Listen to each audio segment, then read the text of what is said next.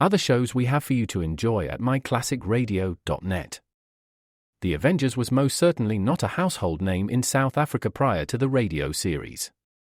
With no national television service until 1976, the mechanism simply was not present in the country to show television programs to mass audiences. While many other countries reveled in the filmed adventures of John Steed and company, South Africa was not equipped to join in the fun. The series took Britain by storm and made a major impression in the American markets, being that greatest of rarities, a British series given a network transmission slot. However, as a filmed series, rather than a videotaped one, The Avengers was able to gain a modicum of exposure in South Africa through film rentals. Come and listen at myclassicradio.net. Other shows we have for you to enjoy at myclassicradio.net. 21 Precinct was a police drama broadcast on CBS from July 7, 1953, to July 26, 1956. It initially served as a summer replacement for My Friend Irma. The show was produced in cooperation with the Patrolmen's Benevolent Association of City of New York and adaptations from True Criminal in New York. The Policeman's Point of View. Historically, the 21st Precinct had been located near Gramercy Park, Manhattan. In 1929, the department reorganized the precinct numbering, and 21st designation was discontinued. No such precinct existed during the run, nor does a 21st precinct exist. However, the fictional precinct's territory closely corresponds to that of the Upper Side's 23rd precinct since 192. Come and listen at myclassicradio.net.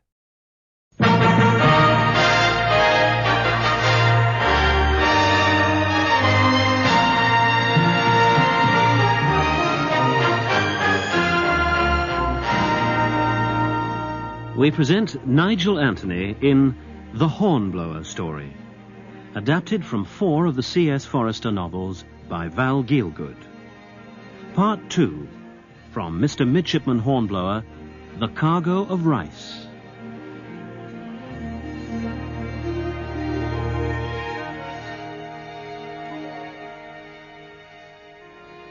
You will hear some people talk as if all life in the Navy afloat is much the same thing. You can take it from me that they don't know what they're talking about. Service in a ship of the line, like the Justinian, in which I started my career as midshipman, and service in a frigate, like the Indefatigable, Captain Sir Edward Pellew, was as different as chalk from cheese. In a ship of the line, no midshipman could hope to be more than an unconsidered trifle. In a frigate, there was usually the chance of taking prizes, and a prize might mean an independent command, if one only had the luck. An independent command. I thought of it all day and dreamt of it all night.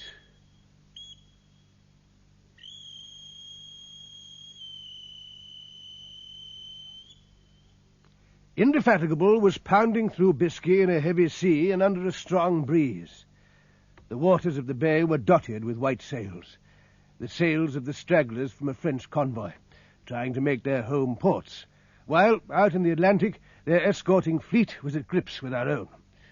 Ship after ship was overhauled, a shot or two, their new-fangled tricolour flag came down, and a prize crew was sent on board. Captain Pellew was not a man who wasted time, as I soon discovered. An experienced captain and a young midshipman can go well together. The brig we were chasing was slow to surrender. On that heaving sea it was hard to bring our 9-pounders accurately to bear. I was beside Sir Edward on the quarterdeck. Not into our hull, damn it! I want her crippled, not sunk! That's better. Got the slings of a fore-topsail yard. Now she must come up into the wind. My speaking trumpet, Mr. Hornblower, if you please. Aye, aye, sir. What? Briggs there!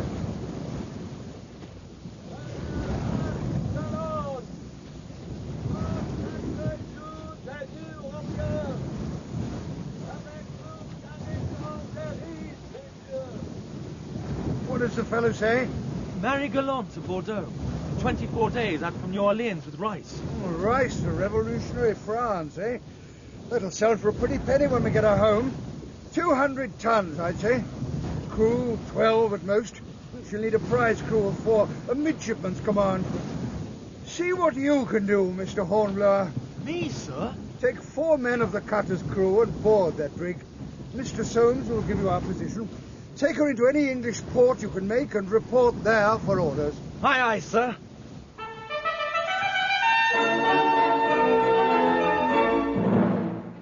It was no joke jumping from the mizzen chains into the cutter with that sea running, but it was no time to hesitate under Sir Edward's eye. I had my dirk and a pistol, and the master gave me a paper with our latitude and longitude hastily scrawled.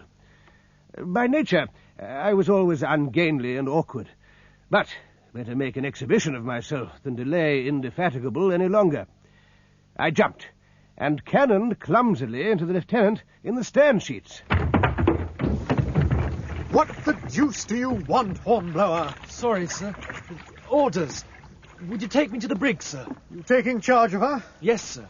The captain requests I should take 4 of your men. They better be topmen. That topsail yard of theirs is all adrift. Shall I pick 'em for you? I'd be obliged, sir.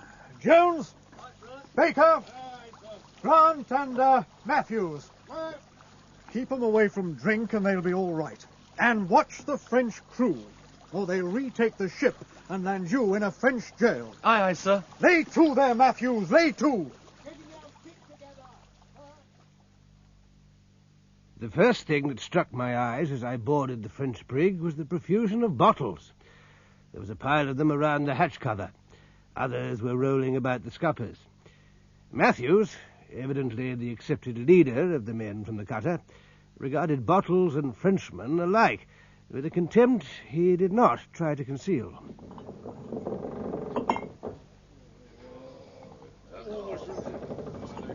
By the holy, they made the best of their time, sir. Wish we were as happy. That'll do, Matthews. Jones! Grant! Brace the after yards to larboard! I'll take the wheel myself.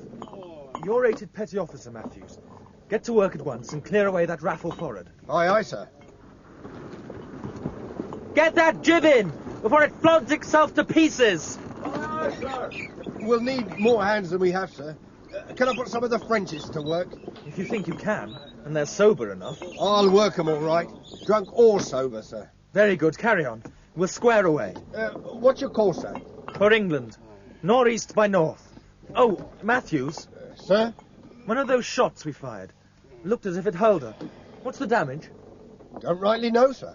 We must take a closer look as soon as we can. Better sound the well now. Aye, aye, sir. I'll need a sounding line and a light. I'll get 'em, sir.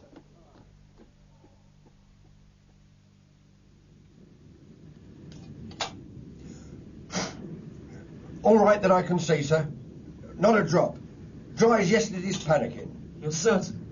Sure as I'm alive, sir. Very good, Matthews. Coil that rope again. Aye, aye, sir. You'll pardon me, Mr. Hornblower, but we can't keep that course as you set much longer, with the wind coming up gusty-like. Thank you, Matthews. Summon all hands and wear ship. We couldn't weather Ushant on this tack with things as they are. I was to get no sleep that night. Short-handed, I did not dare to continue in the hope that the wind might back. I remembered my reading and instructions warning me of the terrors of a lee shore. The thought of taking help from my French prisoners stuck in my gullet, but I could see no help for it. I sent below for their captain. I did not care for the look of him when he appeared. Unshaven, bleary-eyed. Votre nom, monsieur? I speak English. 5 years I spent in one of your Portsmouth hulks during the last war. My name is Jules Leblanc, lieutenant. I'm Horatio Hornblower, midshipman. Monsieur Hornblower, my men are hungry. No doubt. Mine are. I am. I have a cook aboard. Fortunate. Then we can come to terms. Terms? Simple enough. Your cook will provide food for everyone on board the Marie Galante. You undertake that you and your men will make no attempt to recapture the ship. We will set sail for England, monsieur. That fact has not entirely escaped me. And we ride a little heavily, is it not so? Maybe. A leak, perhaps. Her well has been sounded. Not a drop of water in her. One shot from your frigate struck our hull. You know that we carry a cargo of rice, monsieur. I do. You know also, should there be a leak, every drop of water taken in by the ship would be absorbed by the rice. Sounding of the well would tell you nothing. Where do you think the shot hit her? On the port side, forward. You were close hauled and heeling over when we hit you. If there is a leak, it must be below the waterline. I'll go and see. You do not send one of your men? I prefer to see for myself. Our terms. They are agreed, Monsieur Leblanc. You have my hand on it. Good enough. Matthews! Get a line rigged. I'm going over the side. You'll take charge, Mr. Matthews. Aye, aye, sir. If I find there's a hole, we must fother a sail and get it over somehow to plug the leak. Monsieur Leblanc here has promised that his cook will feed us. Better take advantage of his offer.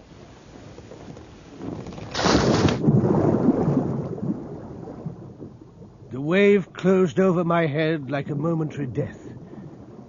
And there it was, 2 feet below the waterline, a splintered, jagged hole, square rather than round, and at least a foot across. At that moment I fancied I could hear the sea bubbling into the ship.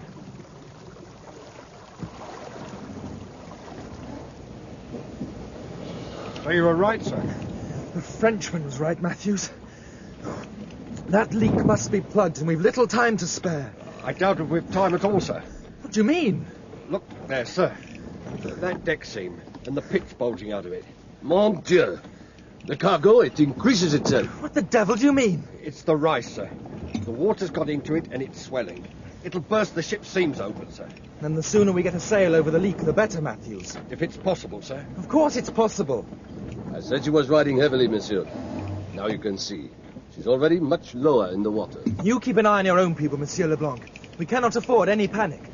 Hurry with that sail, Matthews. Aye, aye, sir. And have her laid on the starboard tack. But on this present tack, we can easily make Bordeaux. Surely you will not risk all our lives. That be damned for a tale.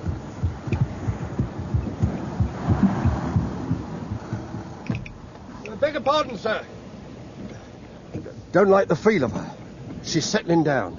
We'll see about that. I'll jettison the cargo. Get all the Frenchmen forward. Tail onto those tackles and sway up the hatch.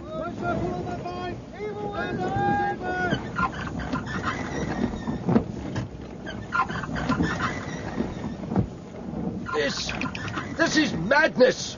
Of course, we'll do our best, sir. But it seems to me she's settling fast. I don't have to tell you twice to obey orders, Matthews. Are we going to be beaten by some rats and a few tons of rice? And you, Monsieur Leblanc, if your men don't want to drown, let me see them start working. Matthews drove the French seaman to work with a rope's end. He and my other 3 strained and heaved like heroes. But after at least 50 tons of cargo had been hoisted out and flung overside, the brig was a full 6 inches lower in the water. Now she was leaking like a basket, the water pouring in through the gaping seams, only to be sucked up immediately by the thirsty rice. There was only one thing to do.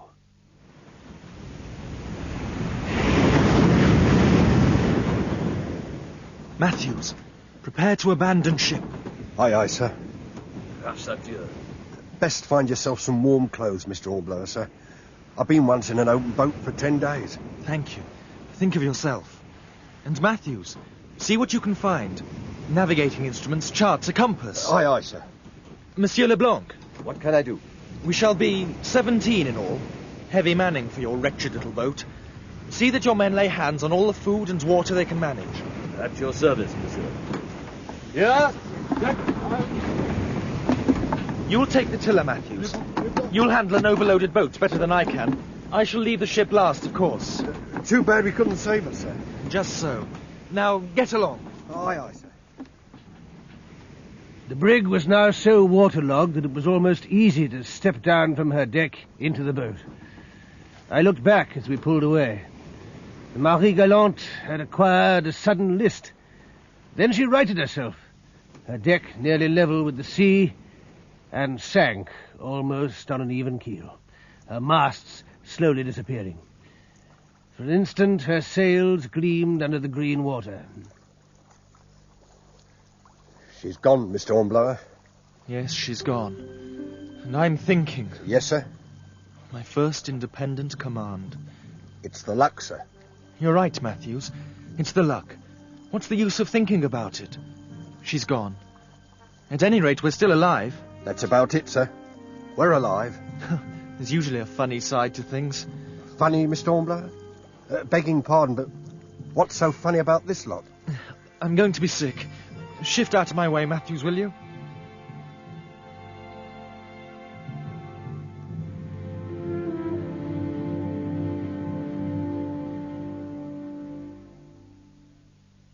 It was a bad time in that open boat.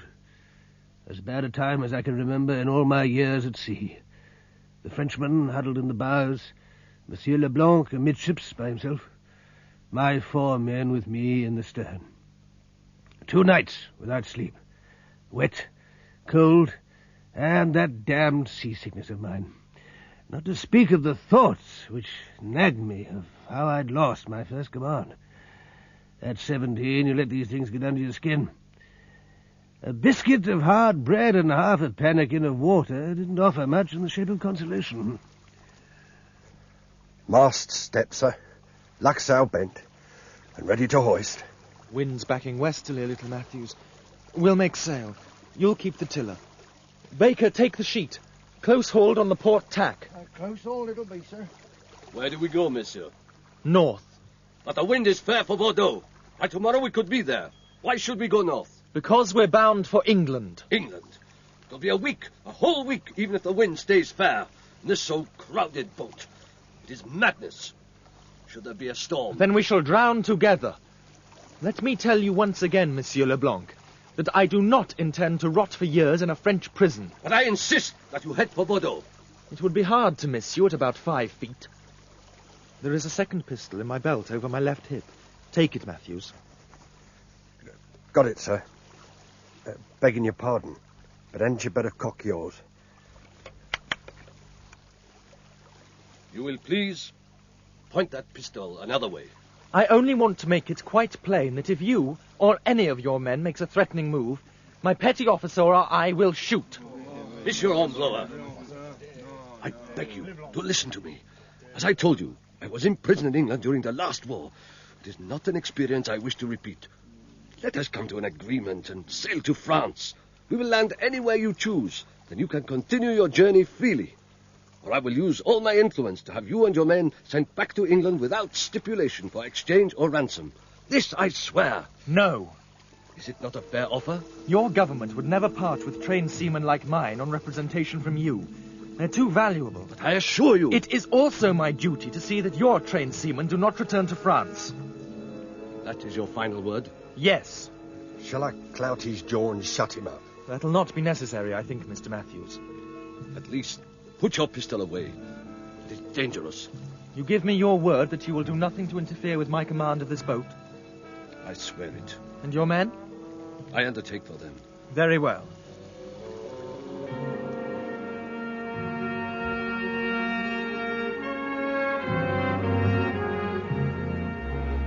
It was after breakfast the next morning that we sighted the sail. Naturally, we rejoiced, until Matthews suggested she might be French. She was flush-decked, with a look of speed about her and a line of gun ports. And as Matthews pointed out, she hadn't all possible sail set, as a ship travelling on peaceful business would normally have had in such a breeze. Matthews was right. She was a French privateer. She came tearing down on us, passed us at half a cable's length, hove to and cut off our escape. We could only curse and submit. When we stepped onto her deck, I was greeted by a young man in a plum-coloured coat with a lace stock. I am Captain Neuville of the privateer Pig. May I inquire? Midshipman Hornblower of His Britannic Majesty's Navy. Do not distress yourself. The fortunes of war. Until we make port, you will be accommodated in the Pig, with all comfort possible. But those pistols in your belt, they must surely discommode you. Let me relieve you of the weight. Here. And that dirk you wear? Impetuous youth often leads to some rashness. That would be a pity. Take it. 1,000 thanks. Might I show you to the berth that is prepared for you below? I should appreciate the company of my petty officer. As you wish. If you will follow me.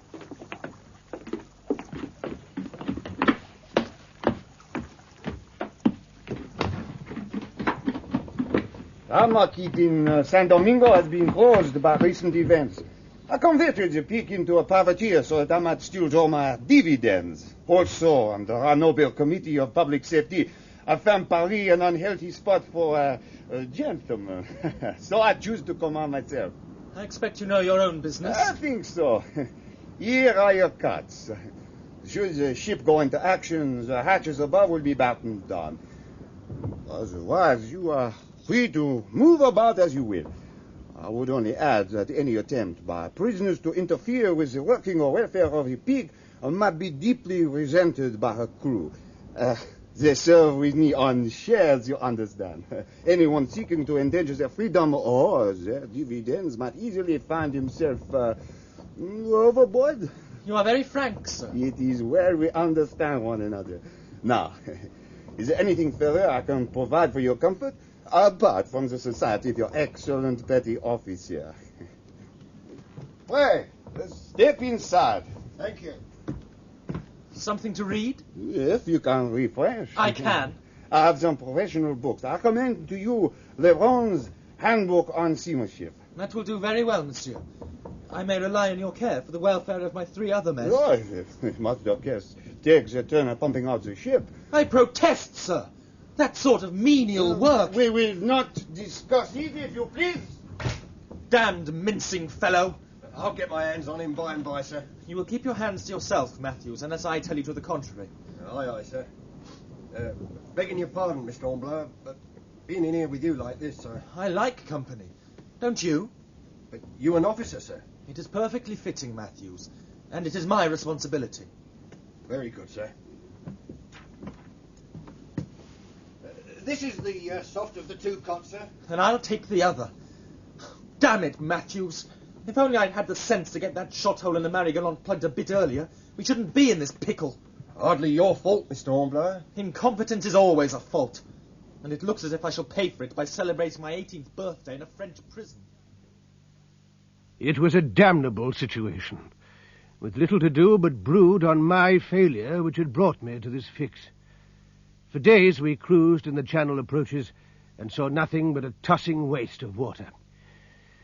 Then one morning, Matthews and I were both on deck. There came a hail from the masthead of a ship visible to windward. She altered course towards us, and the Peak stood towards her, all sails set for pursuit, or flight. I wonder, Matthews... By God, sir, it's the old Indefatigable, no less. We are on the edge of her cruising ground. All the same, it's long odds against. I'm not mistaken, sir. I'd swear to it. You may be right, Matthews. There, she's loosing her royals. We'll be back aboard in time for grog. She must first catch us. Did I hear your petty officer have Monsieur Hornblower? That is your red ship? She may be. In that case, you can tell me what is her best point of sailing? I think not. Such nobility of attitude is out of place. I could induce you to give me the information, but fortunately for you, it is not necessary. There is not one of His Britannic Majesty's clumsy frigates that cannot sail the Peak running before the wind. However, in the circumstances, I fancy you and your companion would be more comfortable below. I prefer fresh air. Yet, you will obey my orders. Below, monsieur. You will please go below.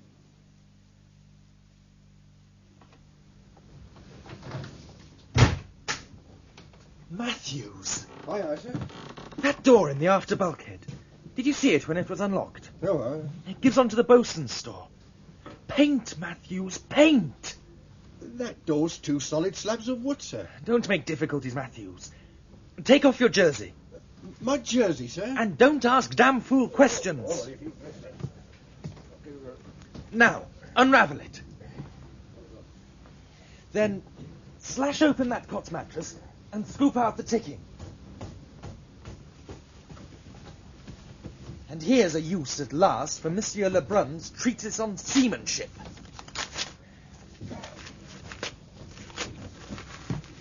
The grease from the lamp. Spread it abroad. We'll be grilled like herrings, Mr. Hornblower. We've got to risk that.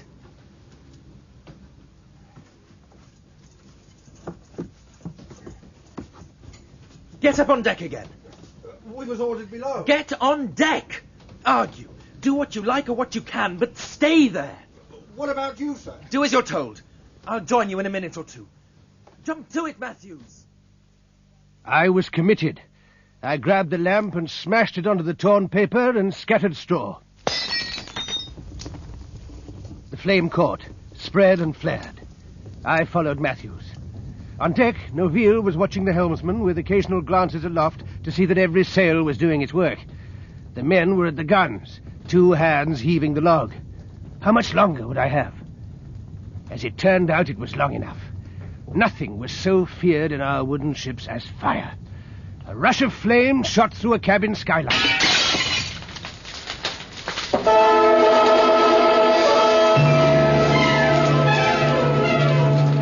Noville brought the peak about, and head to wind it kept the fire from the magazine.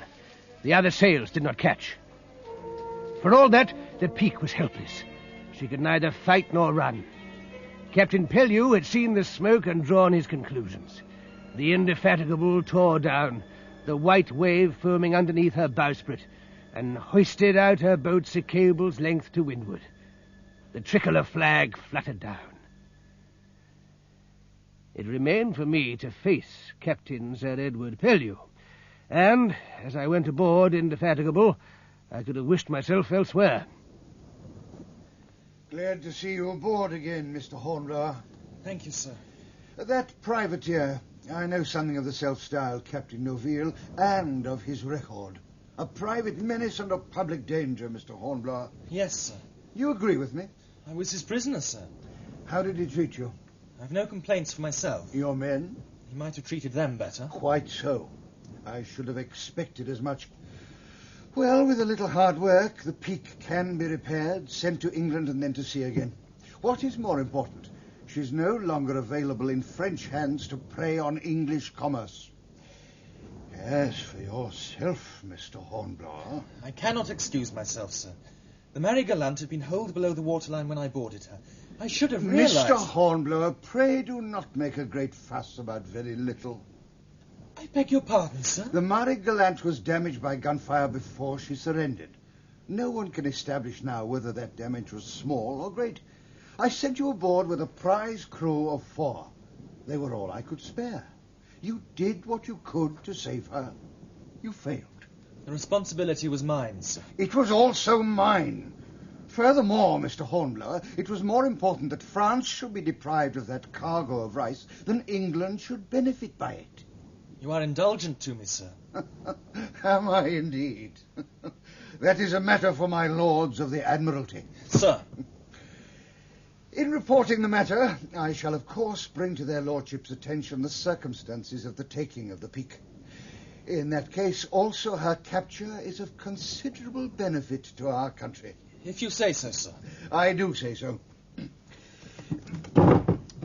Fortunate she caught fire like that. She was running away from us and would have been out of sight in an hour. Providence, Mr. Hornblower? Or have you any idea how it happened? Well, speak up. I think it must have been a case of spontaneous combustion in the paint locker. I can't account for it otherwise. Really, Mr. Hornblower? How very fortunate.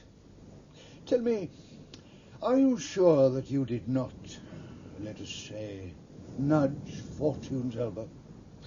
I should be glad to include in my report to my lords anything which might serve to favour your future career. It was the time and my opportunity to answer truthfully and with proper modesty. I might reasonably have expected a modicum of praise, a mention in the gazettes, even perhaps my appointment as acting lieutenant. I could not do it. Sir Edward Pellew did not know the full details of the loss of the Marie Gallant and her cargo of rice. I alone knew how and when I had failed. I alone could decide, and had decided, on the punishment my failure deserved. And more than anything else, I had to re-establish myself in my own eyes. I can't account for it, sir. I can't account for it, I repeated to Sir Edward. And when I had spoken the words, I was conscious of a sudden and enormous relief, of not a single twinge of regret.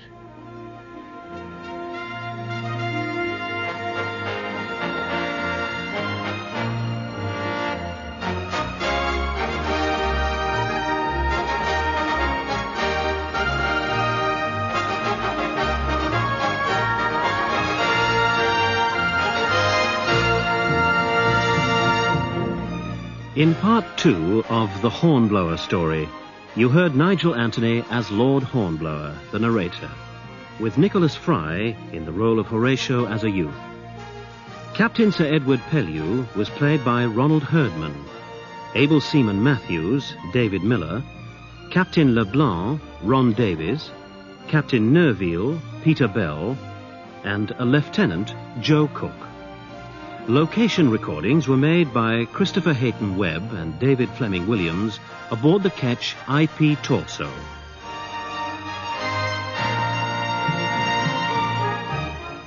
The Hornblower story is directed by Trevor Hill.